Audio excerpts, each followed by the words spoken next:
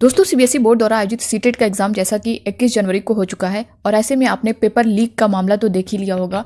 इससे पहले मॉर्निंग की वीडियो में मैंने आप सभी को दोस्तों शेयर किया था कि जो ये चीज़ें चल रही थी कि कुछ अभ्यर्थियों की जगह जो है वो दूसरे बच्चे जो है वहाँ पे पेपर दे रहे थे, उनको गिरफ्तार किया गया। इस तरह की बहुत सी न्यूज़ जो है मॉर्निंग में आपने देखी होगी।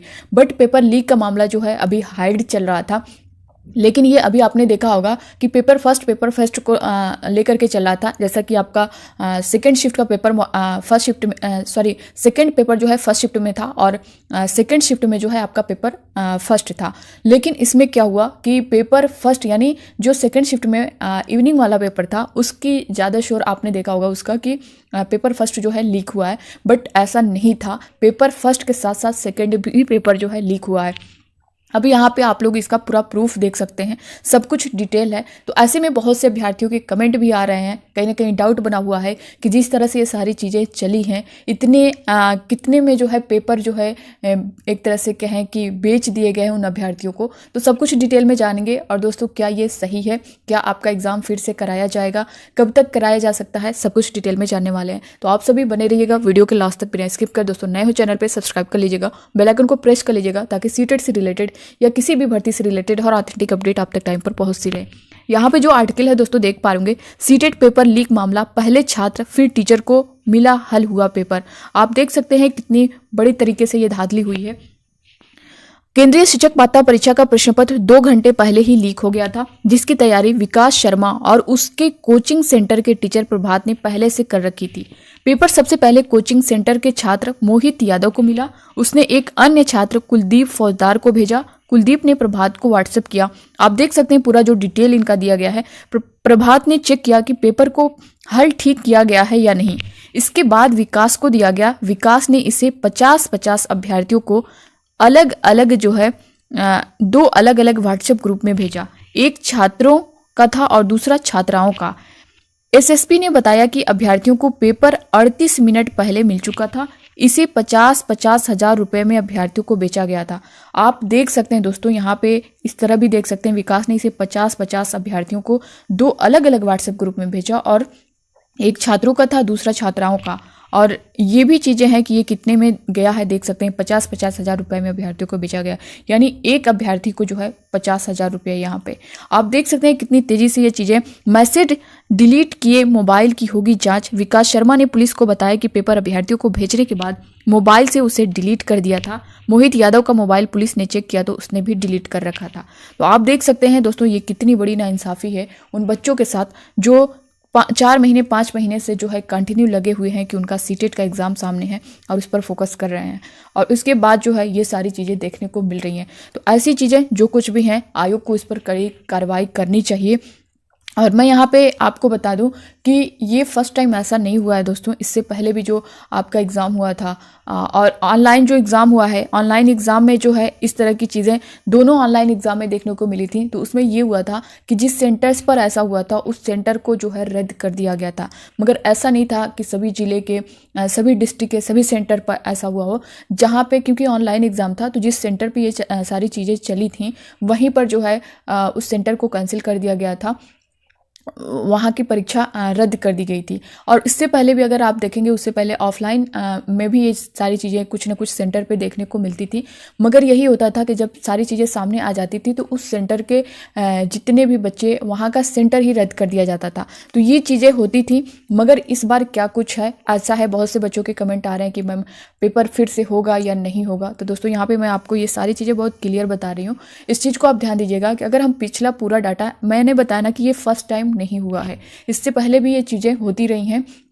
और कुछ ऐसे हैं जो ऐसा काम कर रहे हैं जो कि काफ़ी गलत है, और ऐसा करने से उन बच्चों जो पढ़ लिख कर, जो मेहनत करके वहाँ तक पहुँच रहे हैं, वो पीछे रह जा रहे हैं और ये लोग जो है आगे निकल जा रहे हैं। जब एक पात्रता परीक्षा में आप देखिए, एक पात्रता परीक्षा है, सीटेट हो या फिर टेट हो, जब इसमें इस तरह की धांधलियाँ दिख रही हैं, इस तरह की चीज़ें चल रही हैं, तो अभी कोई वैकेंसी आ जाए तो क्या उसमें ये सारी चीज़ें नहीं देखने को मिलेंगी, जबकि एक एलिजिबिलिटी टेस्ट में ये सब कुछ देखने को मिल रहा है। तो आप इस चीज़ को समझ सकते हैं। और आप सब जो है, जितने भी अभ्यर्थी इस वीडियो को देख रहे हैं, आप सभी आवाज़ उठाएं सोशल मीडिया पर कि इन सारी चीज़ों पर रोक किया जाए, इस पर कड़ी कार्रवाई की जाए।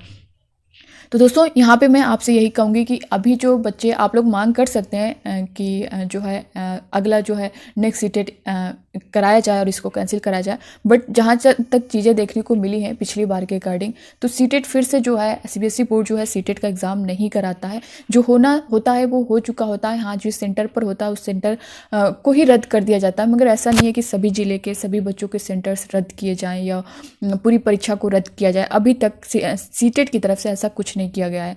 अभी भी जो कुछ भी हुआ है सीबीएसई बोर्ड सीटेट की तरफ से कोई ऑफिशियल नोटिस आपके एग्ज़ाम को लेकर के नहीं दी गई है कि पेपर कैंसिल होगा या फिर से कराया जाएगा, ये डेट है। इसको लेकर के अभी जो है सीबीएसई बोर्ड पूरी तरह से शांत है।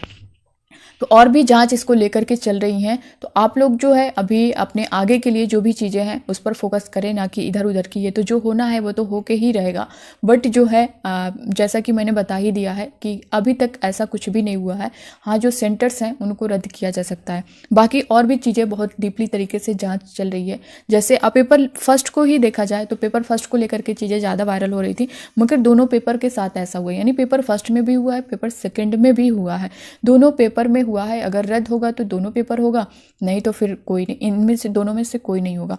तो ये थी इससे रिलेटेड। बाकी दोस्तों अगर आप ये मान के चलें कि जो आपका एग्ज़ाम हो गया, क्योंकि यही मानकर अभी आप लोग चलिए। सीबीएसई बोर्ड बहुत रेयरली ऐसा होता है कि वो जो है इस तरह का कदम उठाएगी, मगर अभी तक ऐसा कुछ नहीं हुआ है। तो आप लोग ये मानकर चलिए। अगर आंसर की बात करें दोस्तों, तो आंसर की आपकी 15 दिन के बाद आ जाएगी, यानी जो है 5 फरवरी के बाद आपको देखने को मिलेगी।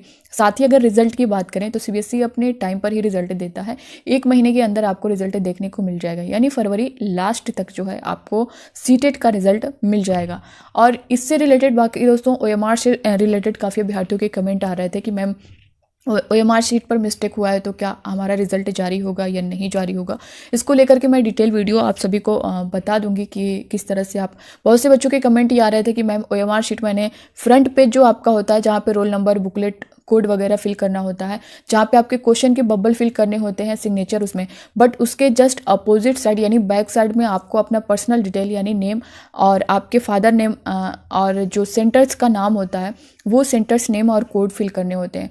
बहुत से बच्चों के कमेंट आए कि मैंने बैक साइड देखा ही नहीं और वहाँ पे मैंने नहीं फिल किया है, तो मैम क्या इससे कोई प्रॉब्लम होगी, मेरा रिजल्ट आएगा या नहीं आएगा। तो दोस्तों देखिए, अभी आपने तो फ्रंट पेज अगर सब कुछ सही होगा तो बैक साइड नहीं किए होंगे तब भी जो है वो मैनेज हो जाएगा, क्योंकि पिछली बार ऑफलाइन एग्ज़ाम में बहुत से बच्चों ने गलतियां की थी, जिसकी वजह से ही अगर पिछली बार देखें तो आपका 20 अगस्त को एग्ज़ाम हुआ था, लेकिन जो है आंसर की जो आई थी ना वो 15 तक आई थी, तो उसमें बहुत अच्छा खासा टाइम लिया गया था, यानी 20-25 दिन पर आंसर की आई थी, जबकि उससे पहले बहुत पहले एक हफ्ते में आंसर की आ जाती थी या फिर 15 दिन से पहले ही आपके आंसर की दिख जाती थी। उसका रीज़न यही था कि बहुत से बच्चे 2 बार से जो है ऑनलाइन एग्ज़ाम हो रहा था और ऑफलाइन एग्ज़ाम होता है, तो बहुत से बच्चे ना समझने की वजह से, ना जानकारी की वजह से ओएमआर शीट में बहुत गलतियां किए थे, जिसकी वजह से उसकी जो है चेकिंग की गई है और उसको बहुत एक सीरियल वाइज सारी चीज़ों को देखा गया है, इस वजह से उसमें लेट हुआ था।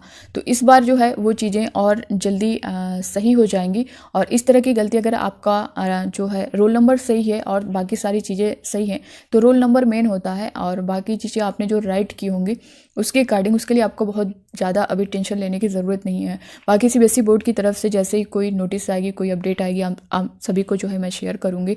ओएमआर शीट से रिलेटेड आप ये भी बता सकते हैं आपने कौन सी गलती की है, किस तरह, क्योंकि इसको लेकर के बैक साइड को लेकर के ज़्यादा बच्चों के कमेंट आए थे, तो उस पर मैंने बता दिया है। बाकी आपसे अगर कोई अदर गलती हुई हो या फिर रोल नंबर को लेकर के या बबल फिल करने में या कुछ आपने कोई निशान वगैरह स्क्रैच वगैरह कुछ कर दिया हो, तो आप इसके बारे में कमेंट बॉक्स में कमेंट करके बताइएगा। बाकी आपके कोई डाउट हो, कोई क्वेश्चन है तो आप वो भी बताइएगा। बाकी दोस्तों मैं आपसे लास्ट यही कहूँगी कि आप लोग आगे की प्रिपरेशन जारी रखें। अगर आपको लग रहा है कि सीटेट क्वालिफाई आप कर चुके हैं, आपके इतने मार्क्स आ रहे हैं, जैसा कि general OBC SC ST general का तो 90+ है, और अगर आप स्टेट वाइज जो है ओबीसी एससी एसटी इनका 82 पर क्वालिफाई होता है, बाकी अदर स्टेट का, ये तो यूपी का है कि आप 90 पे जनरल वाले तो हर स्टेट में 90 पर ही होते हैं, बट अगर आप यूपी के हैं तो ओबीसी एससी एसटी जो भी हैं 82 पर क्वालिफाई होते हैं। वहीं बिहार में 75 नंबर पर भी क्वालिफाई हो जाते हैं SC/ST। तो आप अपने स्टेट के अकॉर्डिंग देख लीजिए कि आपके कितने नंबर बन रहे हैं, आप क्वालिफाई हैं या नहीं हैं, क्योंकि अगर आपने मैच किया होगा ना तो उससे बहुत ज़्यादा डिफरेंस, 4 से 5 नंबर का डिफरेंस देखने को मिलेगा। आप उसके अकॉर्डिंग चीज़ों को समझ सकते हैं। बाकी आप लोग आगे की प्रिपरेशन जो है कंटिन्यू रखें और इस तरह से अपना इधर उधर टाइम न वेस्ट करें। आगे जो भी तैयारी कर रहे हैं आप उसे कंटिन्यू रखें। अगर आपको लग रहा है इसमें नहीं निकला है या नहीं निकल पाएगा तो आप फिर से जो है रीस्टार्ट करें और टेट या सीटेट जो भी है उसको टारगेट लेकर के चलें। तो ये थी इससे रिलेटेड पूरी जानकारी दोस्तों। बाकी आपका जो कुछ भी करना आप लोग कमेंट बॉक्स में कमेंट करके बता सकते हैं। मिलते हैं नेक्स्ट अपडेट के साथ, तब तक के लिए bye bye, take care, thank you.